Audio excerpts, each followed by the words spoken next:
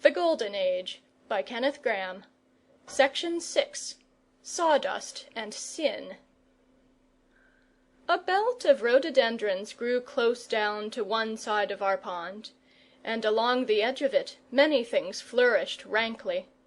If you crept through the undergrowth and crouched by the water's rim, it was easy, if your imagination were in healthy working order, to transport yourself in a trice to the heart of a tropical forest. Overhead the monkeys chattered, parrots flashed from bough to bough, strange large blossoms shone all round you, and the push and rustle of great beasts moving unseen thrilled you deliciously. And if you lay down with your nose an inch or two from the water, it was not long ere the old sense of proportion vanished clean away. The glittering insects that darted to and fro on its surface became sea monsters dire, the gnats that hung above them swelled to albatrosses, and the pond itself stretched out into a vast inland sea, whereon a navy might ride secure, and whence at any moment the hairy scalp of a sea-serpent might be seen to emerge. It is impossible, however, to play at tropical forests properly when homely accents of the human voice intrude; and all my hopes of seeing a tiger seized by a crocodile while drinking, vide picture books, passim, vanished abruptly, and earth resumed her old dimensions when the sound of Charlotte's prattle somewhere hard by broke in on my primeval seclusion. Looking out from the bushes, I saw her trotting towards an open space of lawn the other side the pond, chattering to herself in her accustomed fashion, a doll tucked under either arm, and her brow knit with care. Propping up her double burden against a friendly stump, she sat down in front of them, as full of worry and anxiety as a chancellor on a budget night. Her victims, who stared resignedly in front of them, were recognizable as Jerry and Rosa. Jerry hailed from far Japan. His hair was straight and black, his one garment cotton of a simple blue, and his reputation was distinctly bad. Jerome was his proper name, from his supposed likeness to the holy man who hung in a print on the staircase, though a shaven crown was the only thing in common twixt Western saint and Eastern sinner. Rosa was typical British, from her flaxen poll to the stout calves she displayed so liberally, and in character she was of the blameless order of those who have not yet been found out. I suspected Jerry from the first. There was a latent devilry in his slant eyes as he sat there moodily, and knowing what he was capable of, I scented trouble in store for Charlotte. Rosa I was not so sure about. She sat demurely and upright, and looked far away into the tree-tops in a visionary, world-forgetting sort of way. Yet the prim purse of her mouth was somewhat overdone, and her eyes glittered unnaturally. "Now I'm going to begin where I left off," said Charlotte, regardless of stops, and thumping the turf with her fist excitedly. "And you must pay attention, 'cause this is a treat, to have a story told you before you're put to bed. Well, so the White Rabbit scuttled off down the passage, and Alice hoped he'd come back, 'cause he had a waistcoat on, and her flamingo flew up a tree.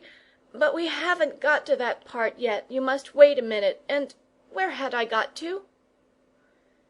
Jerry only remained passive until Charlotte had got well under way, and then began to heel over quietly in Rosa's direction. His head fell on her plump shoulders, causing her to start nervously. Charlotte seized and shook him with vigour. "Oh, Jerry," she cried piteously, "if you're not going to be good, how ever shall I tell you my story?" Jerry's face was injured innocence itself. "Blame if you like, madam," he seemed to say, the eternal laws of gravitation, but not a helpless puppet, who is also an orphan and a stranger in the land. "Now we'll go on," began Charlotte once more.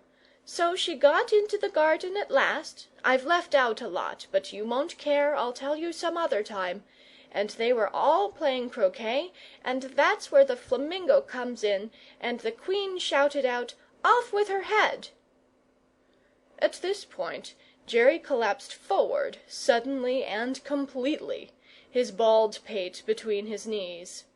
Charlotte was not very angry this time. The sudden development of tragedy in the story had evidently been too much for the poor fellow. She straightened him out, wiped his nose, and, after trying him in various positions, to which he refused to adapt himself, she propped him against the shoulder of the apparently unconscious Rosa.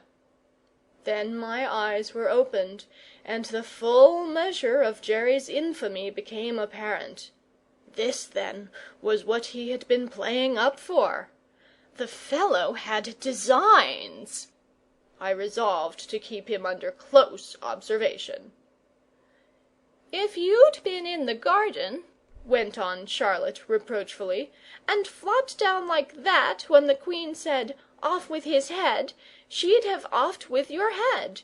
But Alice wasn't that sort of girl at all.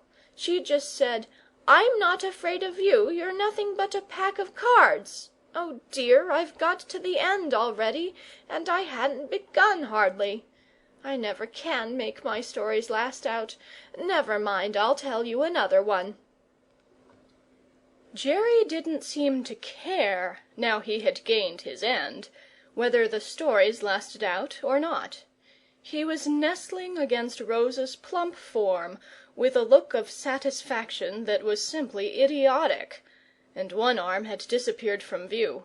Was it round her waist? Rosa's natural blush seemed deeper than usual. Her head inclined shyly. It must have been round her waist.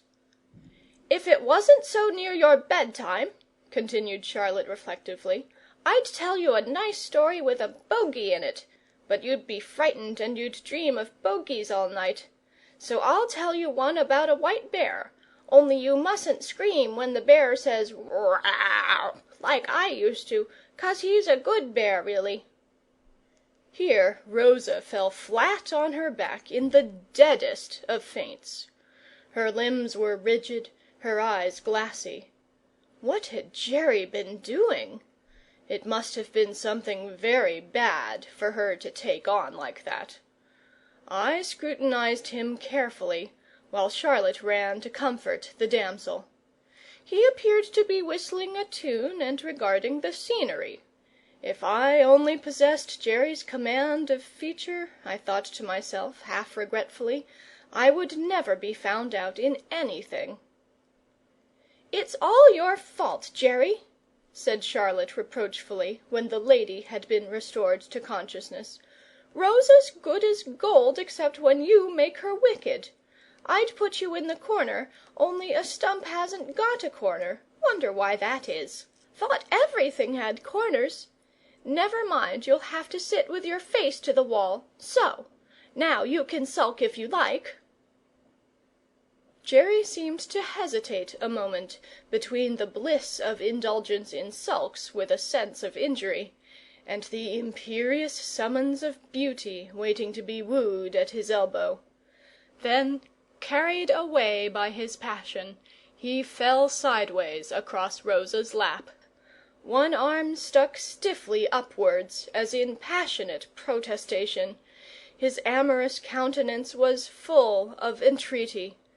Rosa hesitated, wavered, yielded, crushing his slight frame under the weight of her full-bodied surrender. Charlotte had stood a good deal, but it was possible to abuse even her patience.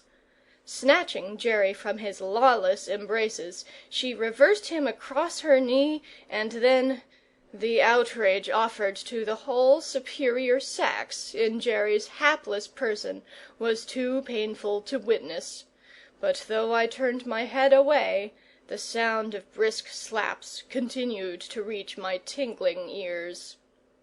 When I looked again, Jerry was sitting up as before. His garment, somewhat crumpled, was restored to its original position, but his pallid countenance was set hard. Knowing, as I did only too well, what a volcano of passion and shame must be seething under that impassive exterior, for the moment I felt sorry for him. Rosa's face was still buried in her frock. It might have been shame, it might have been grief for Jerry's sufferings. But the callous Japanese never even looked her way. His heart was exceeding bitter within him. In merely following up his natural impulses, he had run his head against convention, and learned how hard a thing it was, and the sunshiny world was all black to him. Even Charlotte softened somewhat at the sight of his rigid misery. "If you'll say you're sorry, Jerome," she said, "I'll say I'm sorry too." Jerry only dropped his shoulders against the stump, and stared out in the direction of his dear native Japan, where love was no sin, and smacking had not been introduced. Why had he ever left it? He would go back tomorrow. And yet there were obstacles, another grievance. Nature, in endowing Jerry with every grace of form and feature, along with a sensitive soul, had somehow forgotten the gift of locomotion. There was a crackling in the bushes behind me, with sharp short pants as of a small steam engine, and Rollo, the black retriever just released from his chain by some friendly hand, burst through the underwood, seeking congenial company. I joyfully hailed him to stop and be a panther, but he sped away round the pond, upset Charlotte with a boisterous caress, and seizing Jerry by the middle, disappeared with him down the drive. Charlotte raved, panting behind the swift-footed avenger of crime. Rosa lay dishevelled, bereft of consciousness. Jerry himself spread helpless arms to heaven, and I almost thought I heard a cry for mercy, a tardy promise of amendment. But it was too late. The black man had got Jerry at last, and though the tear of sensibility might moisten the eye, no one who really knew him could deny the justice of his fate. End of Section 6 of The Golden Age,